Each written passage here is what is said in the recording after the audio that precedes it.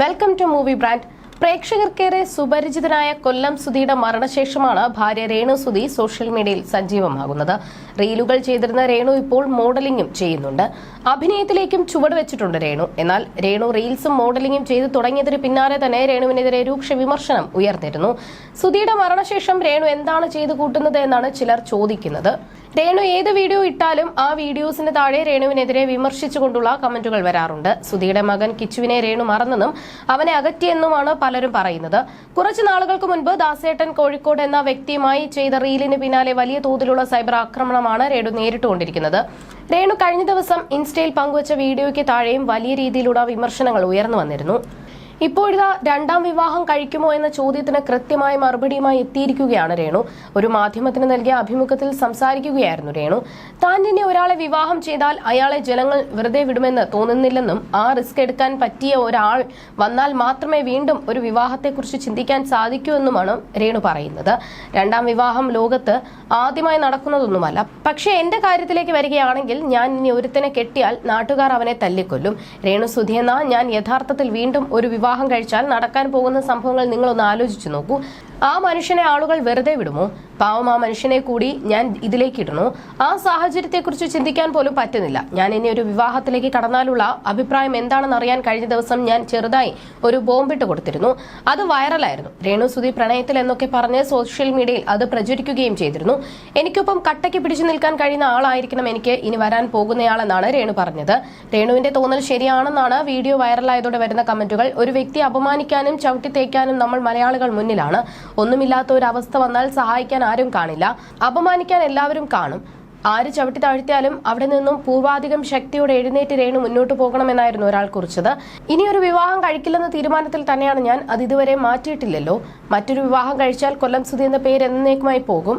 അദ്ദേഹം എന്നും എന്റെ മനസ്സിലുണ്ട്. അത് പോകാൻ എനിക്ക് താല്പര്യമില്ല. സുധിച്ചേട്ടന്റെ വൈഫ് അതാണ് ഞാൻ. എന്നെ നിന്ന് ഒരുപാട് ദൂരെയാകും സുധിച്ചേട്ടന്റെ പേര്. അദ്ദേഹം ഇപ്പോഴില്ല, പേരും ഓർമ്മകളും മാത്രമാണുള്ളത്. അത് കളയാൻ എനിക്ക് താല്പര്യമില്ല. അതുകൊണ്ട് ഞാൻ കല്യാണം കഴിക്കുന്നില്ലെന്നും രേണു പറയുന്നു. ഇനിയൊരു വിവാഹം തനിക്ക് ഉണ്ടാവില്ലെന്ന തീരുമാനം മാറിയിട്ടില്ല എന്നും രേണു കൂട്ടിച്ചേർത്തു. ഇനിയൊരു വിവാഹം കഴിക്കില്ലെന്ന തീരുമാനത്തിൽ തന്നെയാണ് ഞാൻ. അത് ഇതുവരെ മാറ്റിയിട്ടില്ലല്ലോ. മറ്റൊരു വിവാഹം കഴിച്ചാൽ കൊല്ലം സുധി എന്ന പേര് എന്നേക്കുമായി പോകും. അദ്ദേഹം എന്നും എന്റെ മനസ്സിലുണ്ട്. അത് പോകാൻ എനിക്ക് താല്പര്യമില്ല. സുധിച്ചേട്ടന്റെ വൈഫ് അതാണ് ഞാൻ. എന്നെ നിന്ന് ഒരുപാട് ദൂരെയാകും സുധിച്ചേട്ടന്റെ പേര്. അദ്ദേഹം ഇപ്പോഴില്ല, പേരും ഓർമ്മകളും മാത്രമാണുള്ളത്. അത് കളയാൻ എനിക്ക് താല്പര്യമില്ല. അതുകൊണ്ട് ഞാൻ കല്യാണം കഴിക്കുന്നില്ല എന്നും രേണു പറഞ്ഞിരുന്നു. മൂത്ത മകൻ കിച്ചു ഒരിക്കലും തന്നെ തള്ളിപ്പറയില്ല എന്നും രേണു പറയുന്നു. കിച്ചു എന്നെ കുറിച്ച് ഒരിക്കലും നെഗറ്റീവ് പറയില്ലെന്ന് എനിക്ക് ഉറപ്പാണ്. ഞങ്ങൾ തമ്മിലുള്ള വിശ്വാസം അതാണ്. ഒരു മ്യൂച്വൽ അണ്ടർസ്റ്റാൻഡിംഗിലാണ് ഞങ്ങൾ രണ്ടുപേരും പോകുന്നത് എന്നാണ് രേണു പറയുന്നു. അമ്മ വീണ്ടും ഒരു വിവാഹം കഴിച്ചാൽ അത് അമ്മയുടെ ഇഷ്ടമാണ്. ഞാൻ മുൻപും പറഞ്ഞിട്ടുണ്ട്, അമ്മ കല്യാണം കഴിക്കുകയാണെങ്കിൽ അമ്മയുടെ ഇഷ്ടം, അതിൽ എനിക്കൊരു അഭിപ്രായവുമില്ല. അമ്മയ്ക്ക് അമ്മയുടേതായ ജീവിതമുണ്ടല്ലോ, അത്രയല്ലേ ആയിട്ടുള്ളൂ.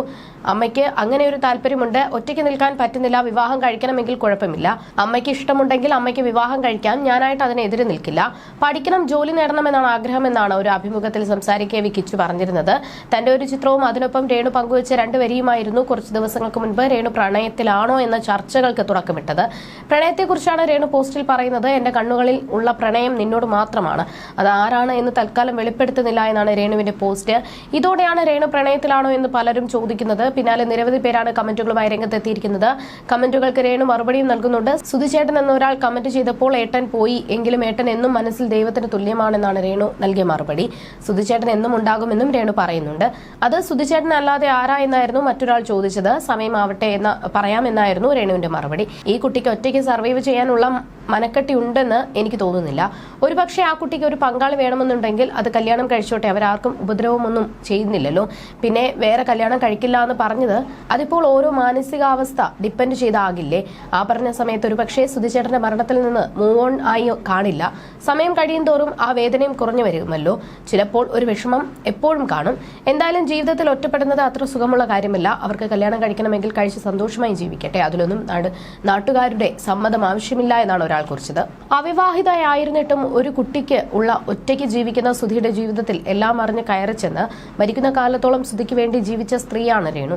രേണു എന്നത് പോലെ തന്നെ ഒറ്റപ്പെട്ടു പോയി. അവർക്കും ജീവിതമാകാം. സുധിയെ അവർ സ്വീകരിച്ച പോലെ അവരെ സ്വീകരിക്കാൻ ഒരാൾ വന്നാൽ അത് രേണുവിനോട് കാലം കാണിക്കുന്ന നീതിയാകും. മരിച്ചു കഴിഞ്ഞല്ല ഒരാൾക്ക് വേണ്ടി ജീവിക്കേണ്ടത്, ജീവിക്കുന്ന കാലത്താണ്. അത് രേണു ചെയ്തിട്ടുണ്ട്.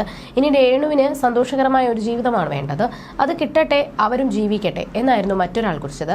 ആദ്യ ഭാര്യ മകനെ കയ്യിൽ തന്ന് പോയപ്പോൾ ദൈവമായി കൊണ്ടുതന്ന സമ്മാനമാണ് രണ്ടാം ഭാര്യ രേണു. അവളുടെ മൂത്ത മകനായിട്ടാണ് രാഹുലിനെ കാണുന്നത്, അല്ലാതെ വേറൊരാളുടെ മകനാണെന്ന് അവൻ എന്ന് പറയുന്നത് അവൾക്ക് തീരെ ഇഷ്ടമല്ല. കിച്ചുവിനെ സ്വന്തം മകനായിട്ടാണ് കാണുന്നത്. അവൻ രേണുവിനെ അമ്മയെന്നാണ് വിളിച്ചതെന്നും തങ്ങളിപ്പോൾ അത്രയും സന്തോഷമുള്ള കുടുംബമായിട്ടാണ് മുന്നോട്ട് പോകുന്നത് എന്നുമാണ് സുധി പല പരിപാടികളിലും സംസാരിക്കവേ പറഞ്ഞിരുന്നത്. സുധിയുടെ ആദ്യ വിവാഹത്തിലുള്ള മകനാണ് കിച്ചു എന്ന പേരിൽ അറിയപ്പെടുന്ന രാഹുൽ ദാസ്. നടന്റെ മരണശേഷം രാഹുൽ സുധിയുടെ കൊല്ലത്തെ കുടുംബ വീട്ടിൽ നിന്നാണ് പഠിക്കുന്നത്. 24 ന്യൂസ് ചാനലിന്റെ ഉടമസ്ഥരാണ് രാഹുലിന്റെ വിദ്യാഭ്യാസ ചെലവ് വഹിക്കുന്നത്. സുധിയുടെ മരണശേഷം രേണുവിനും മക്കൾക്കുമായി സന്നദ്ധ സംഘടനകൾ ചേർന്ന് കോട്ടയത്ത് പുതിയൊരു വീട് നിർമ്മിച്ചു നൽകിയിരുന്നു. രേണുവും ഇളയ മകൻ ഋതുലും ഈ വീട്ടിലാണ് താമസം. അതേസമയം കഴിഞ്ഞ ദിവസം ഇവർക്ക് വീട് വയ്ക്കാനായി സ്ഥലം നൽകിയ ബിഷപ്പ് നോബിൽ ഫിലിപ്പ് പറഞ്ഞ കാര്യങ്ങളും വൈറലായിരുന്നു. സുധിയുടെ കുടുംബത്തിന് സ്ഥലം നൽകിയതിന്റെ പേരിൽ വലിയ രീതിയിൽ താൻ അപമാനിക്കപ്പെട്ടു എന്നാണ് അദ്ദേഹം പറഞ്ഞത്. ഏറ്റവും മനോഹരമായതും വിലപിടിപ്പുള്ളതുമായ സ്ഥലമാണ്. ഇന്ന് 7 സെന്റിന് 4 ലക്ഷം രൂപ വിലയുണ്ട്.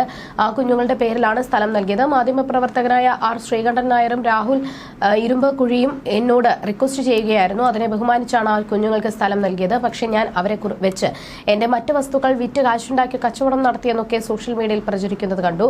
വളരെ അർത്ഥശൂന്യമായ ഒന്നാണത്. കൊല്ലം സുധിയുടെ കുടുംബത്തിന്റെ പേര് പറഞ്ഞ് എന്നോട് ആരും വസ്തു വാങ്ങാൻ വരാറില്ല.